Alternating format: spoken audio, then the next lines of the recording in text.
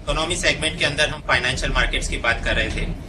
पिछले सेशन में जो हमने पढ़ा था थोड़ा रिकैप कर ले और फिर आज की कहानी शुरू करते हैं। लास्ट टाइम हमने देखा था कि कोई भी कंपनी को आपने शुरू करना है या एक्सपांड करना है तो उसके लिए फाइनेंस चाहिए, और ये फाइनेंस अरेंज करने के लिए दो रास्ते हैं अपने पास। एक जो है डेब्ट financing and second that is called equity financing. डेब्ट फाइनेंसिंग के अंदर हमने देखा था कि आप उधारी में पैसा लेके आओ, बॉन्ड है, डिबेंचर है, G sec, treasury bill, external commercial borrowing, ये सारे अपने डेब्ट इंस्ट्रूमेंट। ऐसे लोग कंपनी के क्रेडिटर है।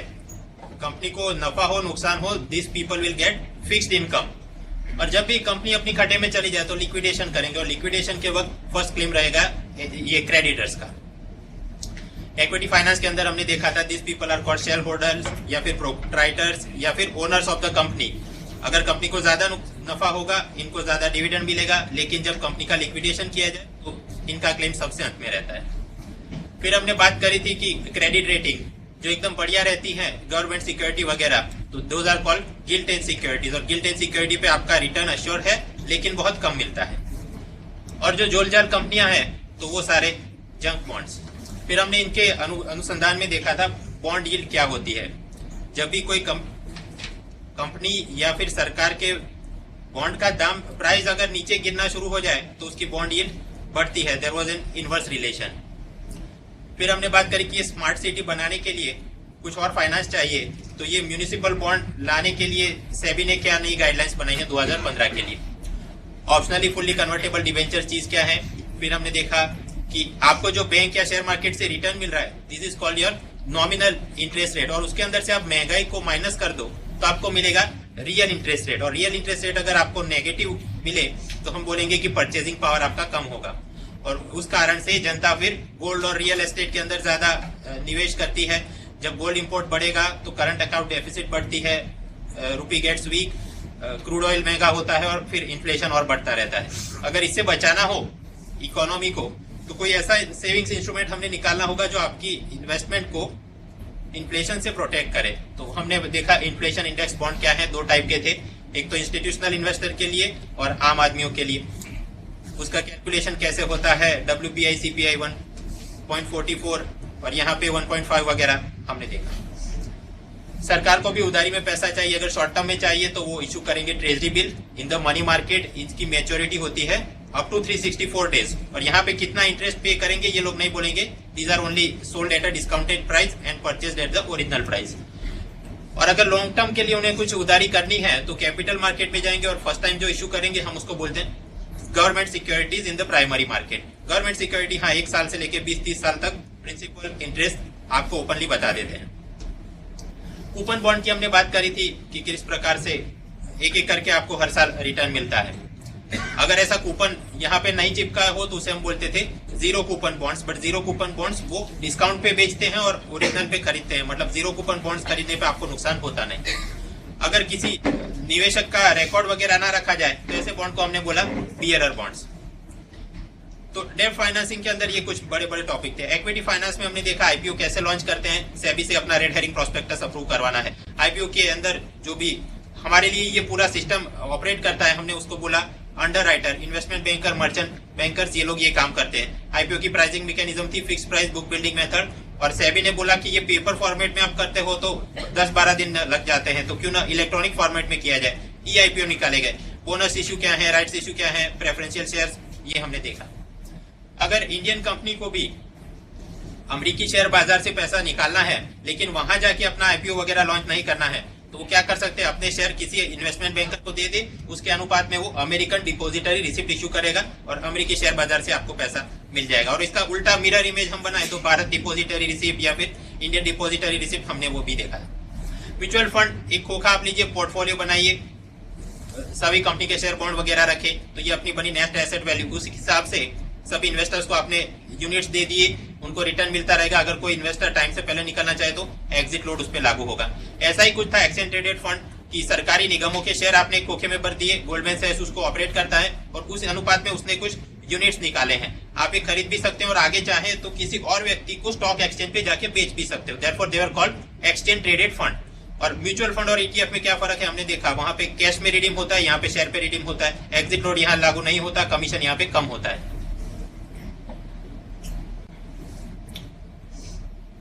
हेज फंड की बात करी थी कि ये भी एक प्रकार से म्यूचुअल फंड है, लेकिन हाई नेटवर्थ इंडिविजुअल के लिए कम से कम 1 करोड़ रुपए आपने निवेश करना है। Alternative investment fund category 3।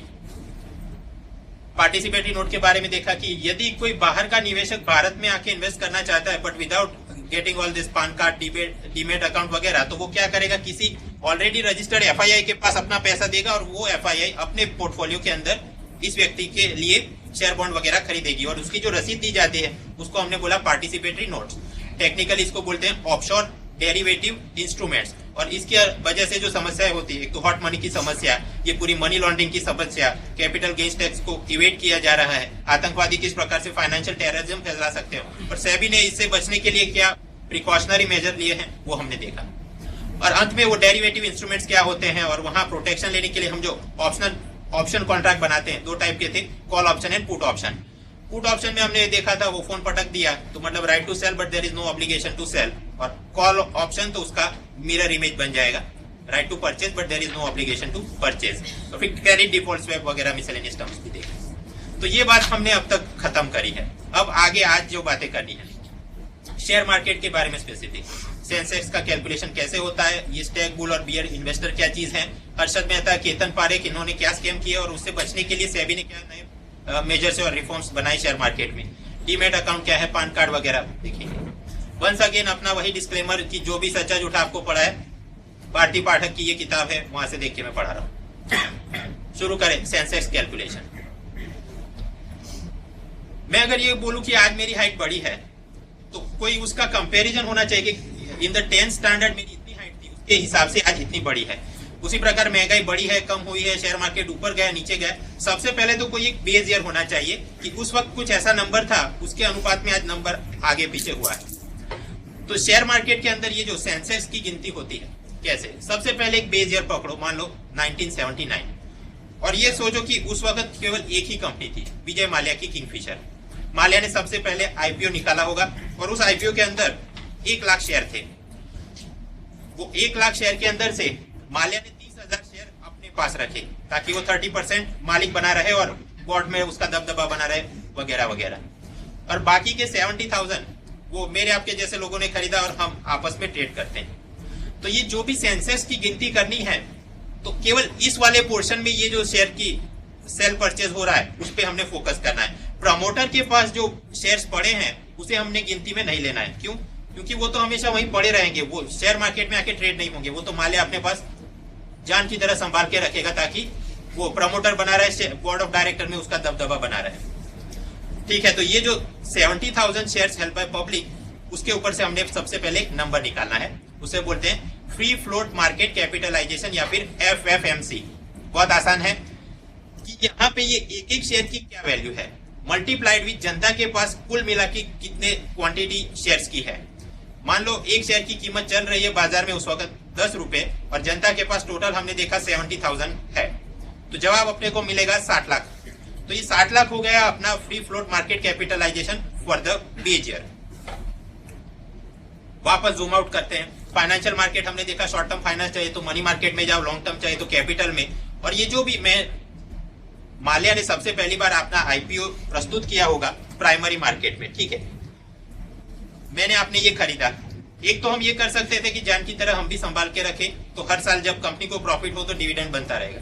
लेकिन जैसा हम कार खरीदते हैं तो ये नहीं कि पूरी जिंदगी उसे रखेंगे ही, कोई और अच्छी गाड़ी मिल जाए जिसमें ज्यादा एवरेज मिल रहा है, वी विल रिप्लेस इट।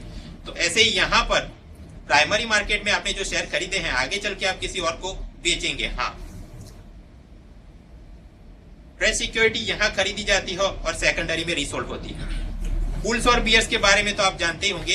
एक थर्ड टाइप का भी इन्वेस्टर होता है जिसको बोलते हैं स्टैग इन्वेस्टर। स्टैग मतलब मेल डियर। ये स्टैग इन्वेस्टर क्या काम करता है, जब भी आईपीओ वगैरह लॉन्च होते हैं तो ये फ्रेश सिक्योरिटी खरीद लेता है इस आशा में कि आगे चल के मैं सेकेंडरी मार्केट में इसी चीज को बड़े ऊंचे दाम में बेच के प्रॉफिट कमाऊंगा। तो ऐसे व्यक्तियों को, इन्वेस्टर्स को हम क्या बोलते हैं, स्टैग इन्वेस्टर। ठीक है, ये स्टैग इन्वेस्टर ने खरीदा होगा यहाँ से। आगे चल के सेकेंडरी मार्केट में इसका ट्रेड शुरू होता है तो 2 टाइप के इन्वेस्टर रहते हैं, आपको पता है। एक तो रहते हैं बुल इन्वेस्टर, ये सोचते हैं कि इस शेयर का दाम और बढ़ेगा, 100 है तो कल 200 होगा, 300 400, तो मैं 400 पे खरीदूं तो आगे चल के 500 600 जब हो जाए मैं किसी और को बेच के मुनाफा कमा लूंगा। So bull investor, they hope the prices will rise and then therefore they purchase the securities. और उसका मिरर इमेज उल्टा बियर इन्वेस्टर, इनको ये खतरा रहता है कि दाम और नीचे गिरेंगे और मेरा नुकसान हो जाएगा। आज ये शेयर बिक रहा है 500 पे, मेरे पास पहले से है, कल हो जाएगा 400, 300, तो मैं 300 पे बेच दूं वरना 200 पे बेचूंगा तो मुझे और नुकसान हो जाएगा। तो इस प्रकार से ये बियर इन्वेस्टर अपनी सिक्योरिटी सेल करते हैं। ऐसा नहीं है कि जो बुल हो गया तो हमेशा बुल ही रहता है या बियर केवल बियर रहता है। ये तो डिपेंड करता है कि मार्केट सिनेरियो क्या चल रहा है, इकोनॉमी कैसी चल रही है। हो सकता है कि एक ही व्यक्ति आईटी कंपनियों के लिए बुल इन्वेस्टर हो लेकिन रियल एस्टेट कंपनियों के लिए वो, या फिर एयरलाइन कंपनियों के लिए बियर इन्वेस्टर हो, डिपेंड्स। खैर, तो ऐसे लोग आपस में एक दूसरे के साथ ट्रेड करते रहते हैं और शेयर्स का सेल परचेज होता रहता है। फास्ट फॉरवर्ड करके हम आते हैं 2015 में, वापस निकाले नया number, free float market capitalization in the year 2015। Formula तो यहाँ पे भी वही रहेगा कि एक एक शेयर का क्या दाम है multiplied with total number of share sailed by public. मान लो कि ये माल्या की कंपनी बहुत अच्छा परफॉर्म कर रही है और 2000 की कीमत में उसके शेयर बिकते हैं आपस में, और अभी भी क्वांटिटी में तो केवल 70,000 ही है। तो अब आप मल्टीप्लाई करेंगे तो आपको जवाब मिलेगा 14 करोड़, 14 करोड़। बस अब अपना काम हो गया। ये बीएसई का सेंसेक्स फॉर्मूला है कि फ्री फ्लोट मार्केट कैपिटलाइजेशन आज की तारीख में कितना है डिवाइडेड बाय वो बेस ईयर में कितना था। ये आपको रेशियो मिला, उसको आप 100 से मल्टीप्लाई करो, जवाब आ जाएगा।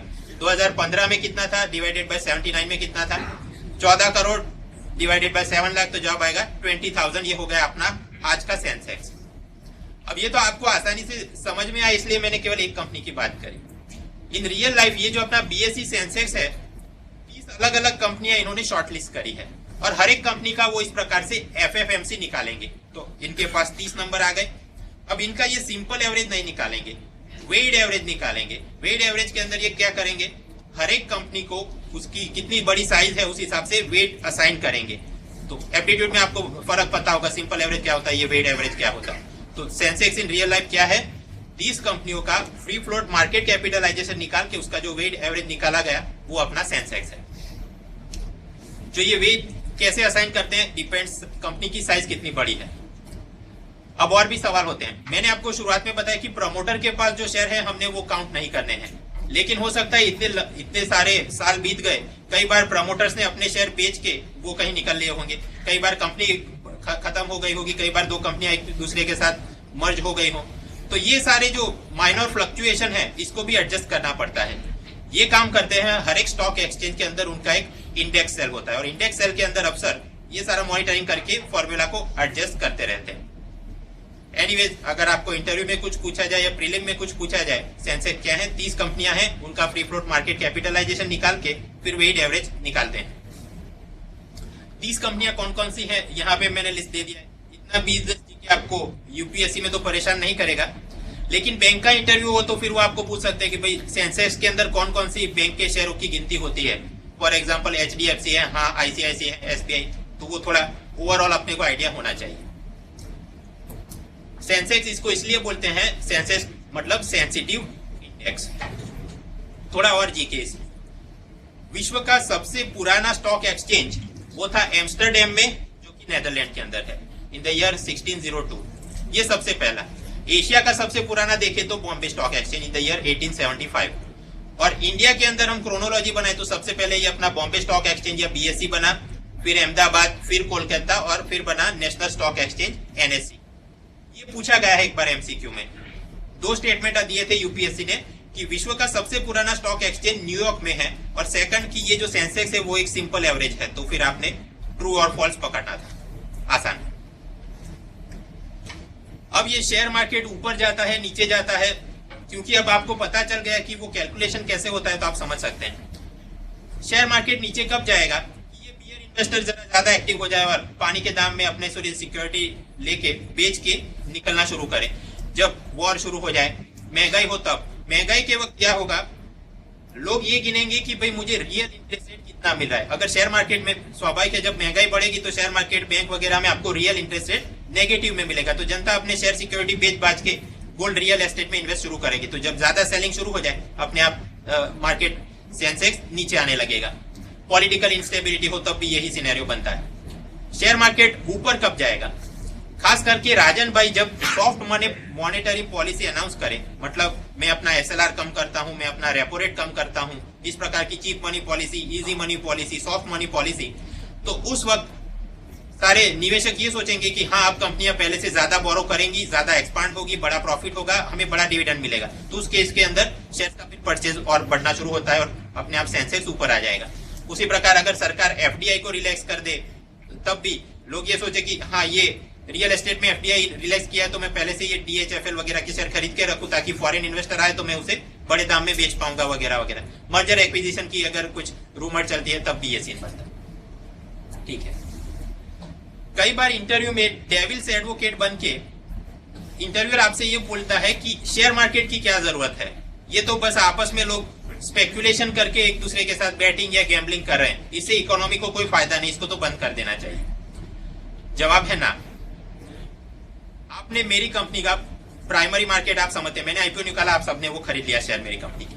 अब आपको मजा नहीं आता तो फिर आपके पास ऑप्शन होना चाहिए कि आप किसी और को बेच पाए। इस कारण से शेयर मार्केट जरूरी है, it provides liquidity to the investor.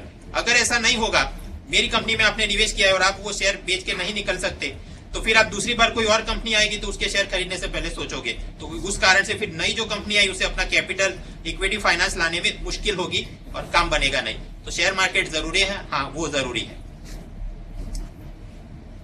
ठीक है, ये तो हमने देखा कि एम्स्टर्डम 1600 से भी ये काम चल रहा था, लेकिन इतने सारे सालों तक ये पूरे शेयर्स जो थे पेपर फॉर्म में एक दूसरे के साथ हम सेल करते थे। अब पेपर कागज के टुकड़ों में शेयर बना के हम एक दूसरे को बेचेंगे तो समस्याएं बहुत सारी आएंगी। सबसे पहले तो ये डिलीवरी प्रॉब्लम, चोरी हो जाने का खतरा कि मैं तो भाई अपने शेयर लॉकर में रखता हूँ, आज आपने खरीदा तो नहीं, वो तो शनिवार है 2 बज गए, अभी मैं सोमवार को लाके आपको दूंगा। Delivery problem, fear of theft. फिर मैं एक ब्रोकर हूं, आपने मुझको बोला हो कि भाई इस तारीख को इस कंपनी के इतने शेयर खरीद के रखना, तो मैं जानबूझ के, मुझे कहीं से टिप मिली है कि भाई वो तो और सस्ते में बिकेंगे हफ्ते बाद, तो मैं हफ्ते बाद खरीदाऊंगा, आपको फिर ट्रांसफर में डिले करूंगा और फिर नकली रसीद बना के नहीं मैंने तो इतने दाम पे खरीदी। तो ये सारी मतलब मिसमैनेजमेंट, न्यूसेंस ये चलता रहता था। तो अगर यहां से हमने बाहर निकालना है तो क्या करना चाहिए, ये जो फिजिकल फॉर्म या पेपर फॉर्म या मटेरियल फॉर्म के अंदर पेपर शेयर है, उससे आप उसको डीमटेरियलाइज करके इलेक्ट्रॉनिक फॉर्म बना दो। ठीक है, तो ये अपना काम हो जाएगा। डीमटेरियलाइजेशन, डीमेट अकाउंट यहां से शुरू होता है। ये किया गया मिड 90s के बाद में। डीमेट सिस्टम क्या है समझ लें। डीमेट सिस्टम के बैक में कहीं एक बहुत बड़ी तिजोरी या खजाना है जिसको हम बोलते हैं डिपोजिटरी। जैसे ये अपनी है national securities depository limited, NSDL, उस प्रकार CSDL भी है। एक समझो आपकी एक तहखाना है और सभी कंपनी के ये शेयर, सिक्योरिटी वगैरह यहाँ पेपर फॉर्म के अंदर वहां संभाल के रखे हैं। अब इस तहखाने से ये SBI, HDFC, ICICI ये लोग वहां से एजेंसी लेंगे अपनी, तो ये सारे बन गए डीमेट के डिपोजिटरी पार्टिसिपेंट्स। फिर मैं और आप क्या करेंगे, यहाँ पे जाके इन बैंकों में अपना डीमेट खाता खुलवाएंगे। अगर हम बैंक में बैंक अकाउंट खुलवाएंगे तो फिर आप मुझे अपना बैंक अकाउंट नंबर बोलो और फिर मैं अपने अकाउंट से आपको ऑनलाइन मनी ट्रांसफर कर दूंगा। उसी प्रकार आप क्या करेंगे, हम जब शेयर का सेल परचेज करना है, आप मुझको अपना डीमेट अकाउंट नंबर बोलो, मैं सेल ट्रांसफर कर दूंगा। तो शेयर ट्रांसफर इलेक्ट्रॉनिकली यहाँ होते हैं, बट फिजिकली वो तो डिपोजिटरी के अंदर से मूव नहीं करते हैं। अब शेयर मार्केट के अंदर थोड़ा जनता का पार्टिसिपेशन बढ़ाने के लिए यूपीए सरकार एक लाई थी Rajiv Gandhi equity saving scheme. Equity से हमको पता चलता है कि भाई शेयर खरीदना है ऐसा कुछ, और सेविंग स्कीम इस हिसाब से कि अगर आपने पहली बार वहां पे निवेश किया तो आपको टैक्स के अंदर कुछ माफी दी जाएगी। लेकिन ये स्कीम के प्रति लोगों का रिस्पॉन्स बहुत मामूली रहा। कारण ये है कि सबसे पहले डीमेट अकाउंट खुलवाने के लिए आपको पान कार्ड लेना पड़ता है और पान कार्ड के भी 100 रुपए लगते हैं। ये आपने यहाँ डीमेट अकाउंट खुलवाया तो ये मुफ्त में नहीं खुलता, इनको भी सर्विस चार्जेस नियमित रूप से आपने पे करने पड़ते हैं। तो जो लोअर मिडिल क्लास के लोग हैं, जो गरीब लोग हैं, वो ये सोचते हैं कि यार एक तो खर्चा पहले से इतना, कितना रिटर्न मिलेगा मुझे पता नहीं। तो उस कारण से जो ये Rajiv Gandhi equity saving scheme के नाम पे फाइनेंशियल इंक्लूजन करने की सरकार की मंशा थी, वो फिर रही, खास काम में नहीं आई। ठीक है, हमने समझ लिया डीमेट सिस्टम क्या है। डीमेट अकाउंट खुलवाना हो तो सबसे पहले तो एक पान कार्ड अपने को चाहिए। तो पान कार्ड और यूआईडी कार्ड, इन दोनों के बीच में क्या अंतर है, इनके सेलिएंट फीचर क्या है, एमसीक्यू के अंदर ये परेशान कर जाता है। समझे हम। पान कार्ड 1, 10, उसके अंदर ये है डिजिट, उसके अंदर क्या है, अल्फा न्यूमेरिक है, कुछ अल्फाबेट्स भी है A to Z और नंबर भी है 0 to 9। For example ANY, PNO, ऐसा करके कुल मिला के 10 आपको कुछ लेटर्स बन जाएंगे। यूआईडी में क्या है, 12 यूनिक डिजिट्स, 0 से 9, यहाँ एबीसीडी नहीं दिखेगी, 0 से 9 नंबर आप जोड़ के 12 डिजिट का एक नंबर बनाना है, 5485 जो भी चल रहा है। पान कार्ड आपको इनकम टैक्स डिपार्टमेंट देता है, यूआईडी आपको कौन देता है, unique identification authority of India. आगे फर्क, पान कार्ड कौन निकाल सकता है, भारत के सभी रेसिडेंट, सिटीजन नहीं रेसिडेंट, और एनआरआई भी। तो आप देखिए ये ओबामा का फोटो इसलिए लगाया है, यूएसए के अंदर आपको पता है 2 ही बार आप प्रेसिडेंट बन सकते हैं, तो फिर अब वो ये सोचे कि यार अब अमेरिका में नहीं, यहाँ पे मुझे सेटल होना है, वो भी चाहे तो अपना पान कार्ड निकाल सकते हैं। सेकंड थिंग, पान कार्ड आपके एड्रेस के साथ बदलता नहीं है। ओबामा दिल्ली में रहे, कल जाके मुंबई सेटल हो जाए, तो पान कार्ड नंबर जो ये है अपना 10 लेटर्स वाला, वो उतना ही रहेगा। यूनिक आइडेंटिफिकेशन, ये यूआईडी के अंदर भी सेम टू सेम सभी रेसिडेंट निकलवा सकते हैं, हाँ, एनआरआई निकलवा सकते हैं, हाँ, और ये भी एड्रेस के साथ चेंज नहीं होगा नंबर। पान कार्ड निकलवाने के लिए कोई मिनिमम एज लिमिट या मैक्सिमम एज लिमिट नहीं। ड्राइविंग लाइसेंस और वोटर कार्ड में तो आपको पता है कि 18 साल हो तब मिलेगा, यहाँ ऐसा कुछ नहीं। तो दिव्य भास्कर, गुजरात समाचार में कई बार आपने वो देखा होगा, 1 दिन के बच्चे का पान कार्ड निकाला गया और फिर फोटो वगैरह। बच्चे को तो कुछ पता नहीं, बस खाली माँ बाप को होशियारी मारने के लिए।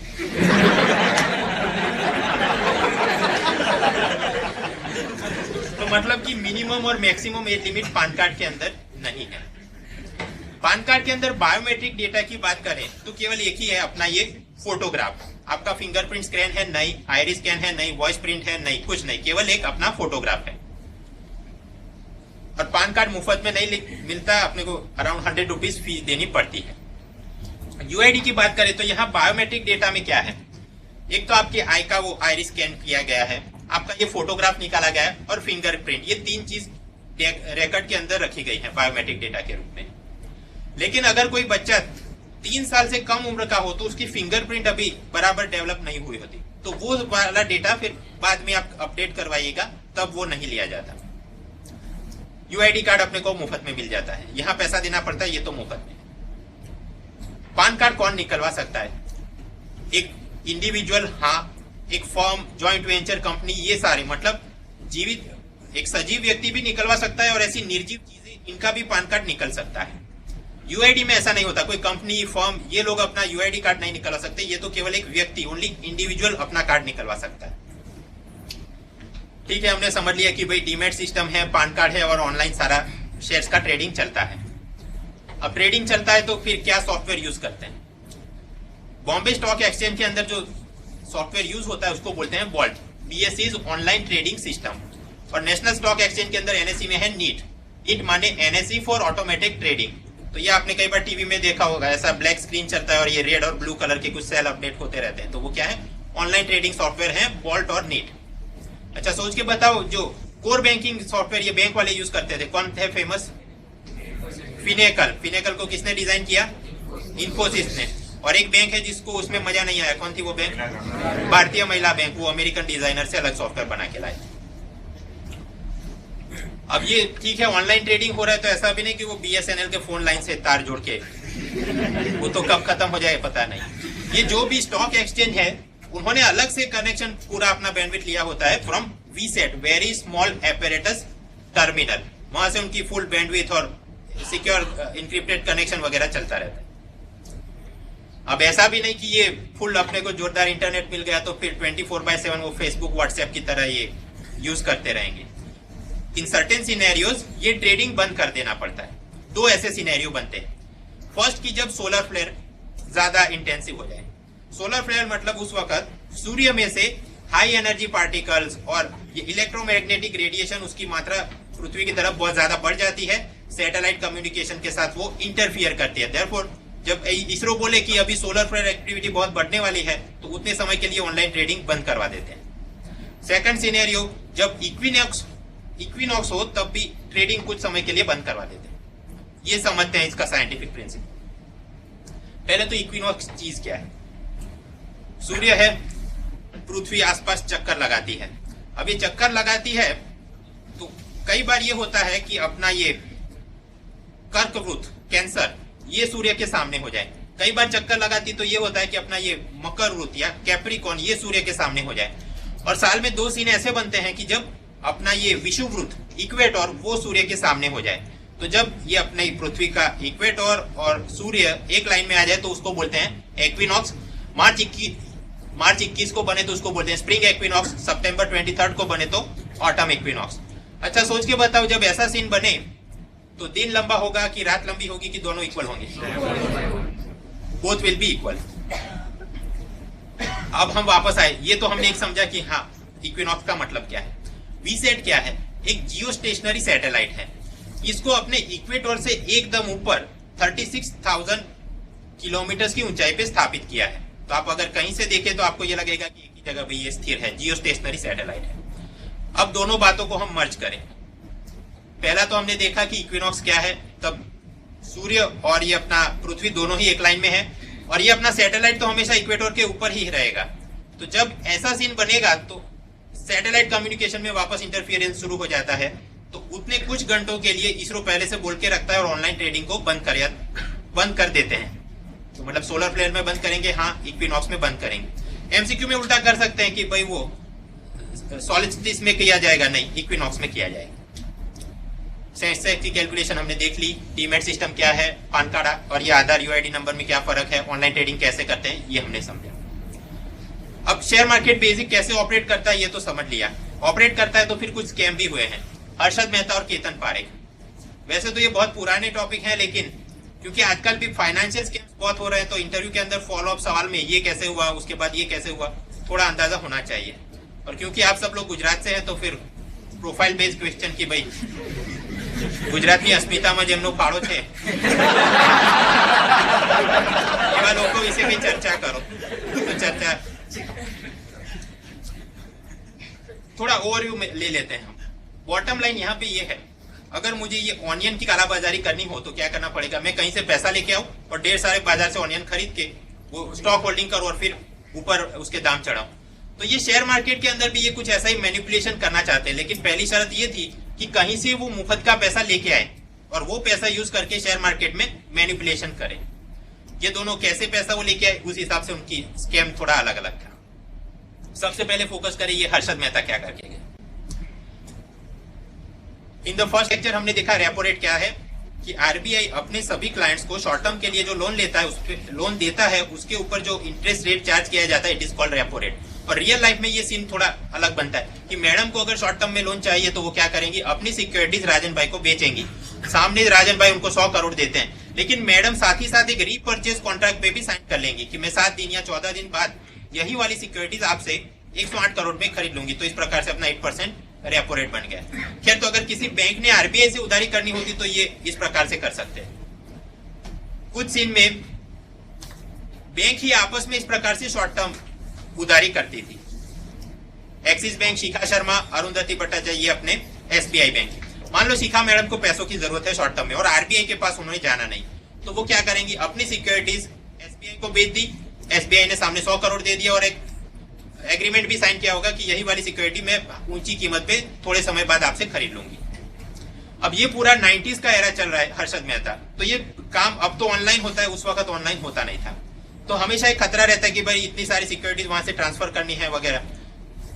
तब इस प्रकार के मिडल मैन एक्टिव रहते थे। हर्षद मेहता काम ये लोग ये करते थे, शिखा मैडम को अगर पैसों की जरूरत है तो अपनी गवर्नमेंट सिक्योरिटीज के अनुपात में वो बैंक रिसिप्ट नहीं बना देती थी, और वो बैंक रिसिप्ट लेके हर्षद मेहता जाएगा एसबीआई में और उसके अनुपात में मैडम उसको लोन में पैसा दे देगी और फिर ये तय होगा कि हाँ थोड़े समय बाद वही रिसिप्ट हम आपसे वापस खरीद लेंगे वगैरह।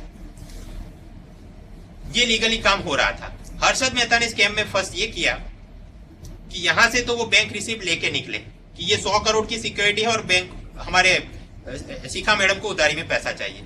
वही वाली रिसिप्ट उन्होंने दी एसबीआई को, वहां से 100 करोड़ उठाए और मैडम को दे दिया, और वही वाली रसीद वापस उसकी डुप्लीकेट लेके वो चले गए आईसीआईसीआई बैंक में कि हमारे मैडम को पैसा चाहिए ये आप दो।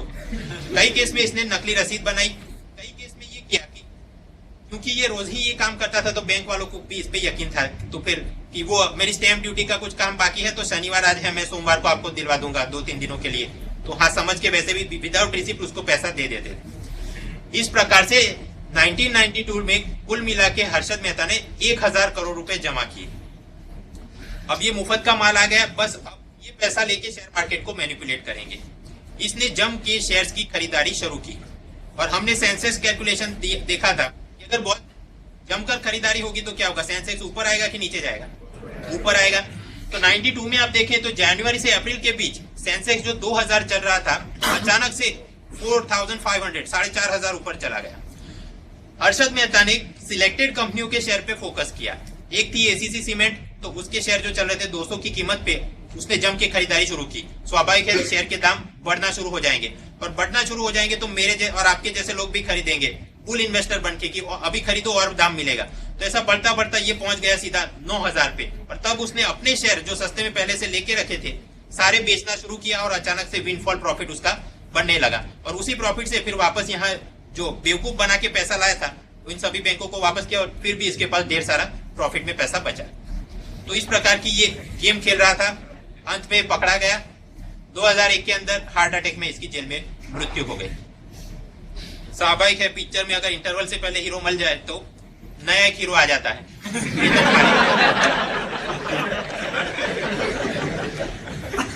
केतन पारेख ने क्या किया, देखिए फाइनेंशियल स्कैम, चीटिंग, फ्रॉड, इसके अंदर एक बार अगर व्यक्ति पकड़ा जाए तो आपने वही वाली मोडस ऑपरेंडी फिर से यूज नहीं करनी चाहिए वरना पकड़े जाने का भय ज्यादा रहता है। तो ये केतन पारेख ने वो रेडी फॉरवर्ड डील करके वहां में घपला करूं वो उस लाइन में गया नहीं। इसने तो सीधा ही बैंक के अफसरों को अप्रोच किया। ग्लोबल ट्रस्ट बैंक हमने देखा था 90s में जो लाइसेंस पास किए गए 10 बैंकों में, उसमें 4 जो खट्टे में गई थी, एक ये ग्लोबल ट्रस्ट बैंक। तो उसके सीएमडी को इसने हथेली में चांद दिखा दिया कि भाई आप मुझे थोड़े समय के लिए पैसा दो, मैं आपको इतना रिटर्न बना के दूंगा। उसी प्रकार अपनी ये माधुपुरा कोऑपरेटिव बैंक, वहां से 1000 करोड़ रुपए ये उठा के लिया है। बस इसके पास भी इस प्रकार से अब मुफ्त का माल है तो फिर से शेयर मार्केट मैनिपुलेट करो। हमने देखा हर्षद मेहता ने सीमेंट वगैरह कंपनियों के शेयर पे फोकस किया था।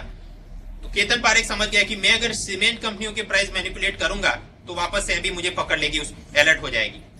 इसने फोकस किया आईटी कंपनीज पे, क्योंकि ये साल है 2001, वो Y2K प्रॉब्लम अभी अभी सॉल्व हो गया है और आईटी सेक्टर में इतनी बूम चल रही है कि जिसके क्लास 12 में अगर 90% भी आ जाए तो वो मेडिकल लाइन छोड़ के आईटी में जा रहा था, तब का ये दौर है। तो इसके मतलब कि इस जमाने में अगर आईटी कंपनी के शेयर के दाम अचानक से उछल के बड़े हो जाए तो भी सेबी को इतना उसमें स्कैम हो रहा है ऐसा उसे लगेगा नहीं। तो इसने इस प्रकार से आईटी कंपनियों को फोकस किया। विजुअल सॉफ्ट एक कंपनी थी 600 में जिसके शेयर बिक रहे थे, अचानक से खरीदारी शुरू की और दाम ऊपर लाके वो 8000 ले आए और फिर अचानक से बेचना शुरू कर दिया। सोनाडा सॉफ्ट जो 90 रुपीज पे चल रहे थे तो 2000 करवा दिए। उस प्रकार से इसने भी ढेर सारा पैसा बनाया और कोई भी शेयर उसने अपने नाम से नहीं खरीदा। ये मुंबई की झुग्गी झोपड़ी में रहने वाले उनके पान कार्ड, डीमेट अकाउंट और बेनामी पूरा सब्सक्रिप्शन गेम ये खेलता रहा। इसका गेम खत्म इसलिए हो गया, आप देखो ये केतन पारेख क्या कर रहा है, शेयर्स खरीद रहा है ताकि भाव और ऊपर चलता जाए। तो एक प्रकार से ये पुलिस इन्वेस्टर है। सामने कुछ दूसरे शेयर ब्रोकर थे जिनको ये पता चल गया कि ये आदमी गलत कर रहा है, इसको हमने नीचे गिरा देना है।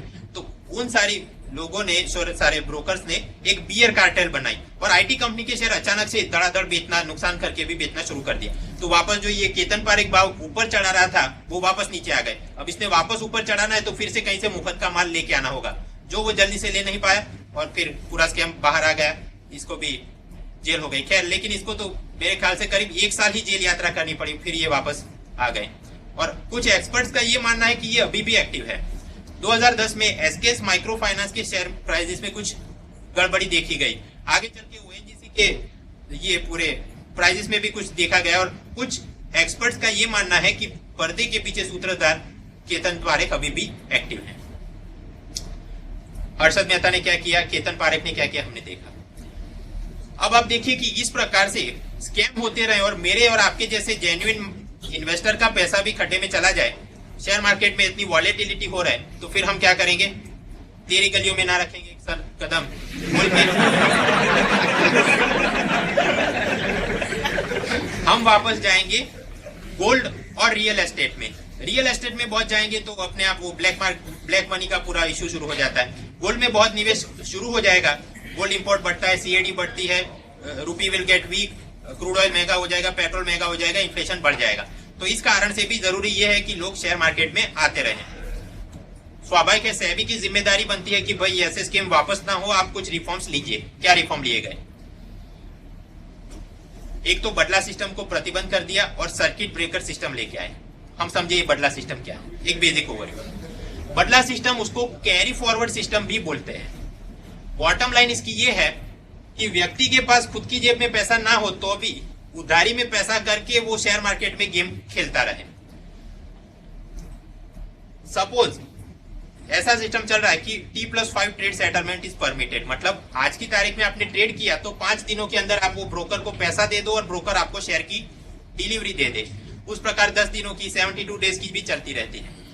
ये आलोकनाथ और ऐसे दूसरे चिल्लर टाइप के लोग क्या करते थे, उनकी जेब में पैसा ना हो फिर भी बड़े बड़े दाव लगाते थे कि ब्रोकर को बोलते हैं मेरे नाम के इतने लाख के शेयर आप खरीद के रखो, मैं 5 दिनों में सेटलमेंट कर दूंगा, 10 दिनों में, इवन 72 डेज में, और इन बिटवीन दैट टाइम मैं आपको ब्याज देता रहूंगा। और तब तक ये ढूंढते रहते हैं कि अचानक से शेयर का भाव बढ़ जाएगा तो मैं बीच बिकवा दूंगा और मेरा रिकवरी हो जाएगा वगैरह। अगर नहीं होगा तो फिर कैरी फॉरवर्ड ट्रेड को और आगे कि 10 है तो फिर 15 दिन 72 डेज चलता रहेगा। स्वाभाविक है ऐसे लोग जिनके पास खुद का पैसा नहीं और वो स्पेकुलेशन और बैटिंग कर रहे हैं तो शेयर मार्केट में वॉलेटिलिटी आएगी और ये स्कैम कुछ होते रहेंगे। तो सेबी ने इस पे प्रतिबंध करके अब जो लेटेस्ट सिस्टम है it is called T+2 system. मतलब आज अगर आपने ट्रेड किया तो 2 दिनों के अंदर आप उसको कैश दे दो और ब्रोकर या जो भी डीलर है आपको शेयर की डिलीवरी दे दे। 2 दिनों के अंदर काम खत्म करो। ये 10 दिन और 15 दिन ये सिस्टम नहीं चलेगा। तो पहला काम ये किया गया, बदला सिस्टम या कैरी फॉरवर्ड ट्रेड उसको प्रतिबंध किया गया। सेकंड जो लाए सर्किट ब्रेकर, हमने देखा दोनों ही केस में हर्षद मेहता ने जमकर खरीदारी की तो अचानक से सेंसेक्स ऊपर चला गया। तो मतलब कि अचानक से किसी शेयर के दाम या सेंसेक्स ऊपर हो जाए तो कुछ गड़बड़ हो रही है। तो अपने घर में हम वो फ्यूज बॉक्स लगा के रखते हैं कि अचानक से वोल्टेज बढ़ जाए तो वो ब्रेक हो जाएगा और अपनी इलेक्ट्रॉनिक अप्लायंसेस बच जाएंगी। उसी प्रकार सर्किट ब्रेकर का कंसेप्ट चलता है।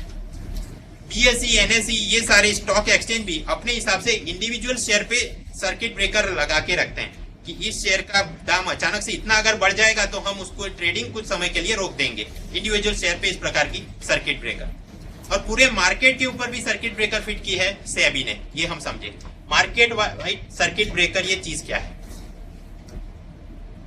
सबसे पहले तो आप पिछले दिन में क्या सेंसेक्स था ये पकड़ो। मान लो 1 जनवरी में सेंसेक्स था 10,000, तो अगले दिन उसके अंदर 10% का उछाल आ जाए, मतलब 1000 पॉइंट ऊपर चला जाए या 10% नीचे गिर जाए, मतलब 1000 पॉइंट नीचे गिर गया है, तो ऑटोमेटिक सर्किट ब्रेकर एक्टिव हो जाएगा।